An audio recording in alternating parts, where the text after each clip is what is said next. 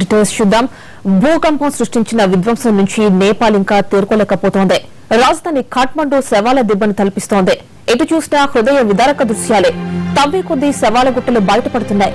ఇప్పటి వరకు 2300 మంది చనిపోయినట్లు నేపాల్ ప్రభుత్వం ప్రకటించింది. అయితే 5000 మందికి పైగా మరణించి ఉంటారని అధికారిక అంచనా. ఒక దరహా శిథిలాల క్రిందే 200 మృతదేహాలు బయటపడ్డాయి. నేపాల్ ఆసుపత్రులు క్షతగాత్రులతో నిండిపోయాయి. బాధితులకు అరకొర సహాయమే అందుతోంది. నేపాల్ కు అమెరికా $10 లక్షల సహాయం ప్రకటించింది. ఇటు అర్ధరాత్రి నుంచి మరోసారి నేపాల్లో ప్రకంపనలు సంభవించాయి. 3 సార్లు భూమి కంపించింది.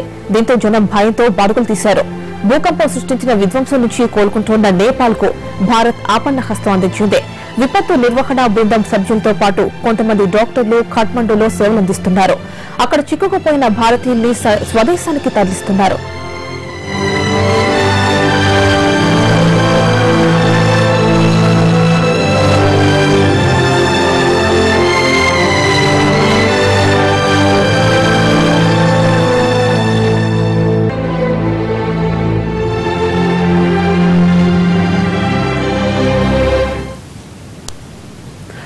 భూకంపం దెబ్బకు నేపాల్లో ఎక్కడ చూసినా హృదయ విదారక దృశ్యాలే కనిపిస్తున్నాయి.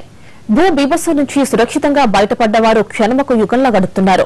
రాత్రి నుంచి నడి రోడ్డుపై పడిగాపులు కాస్తూ భూకంపం మళ్లీ రాకూడదంటూ భజనలు చేస్తూ దేవుణ్ణి వేడుకుంటూ జాగారం చేశారు.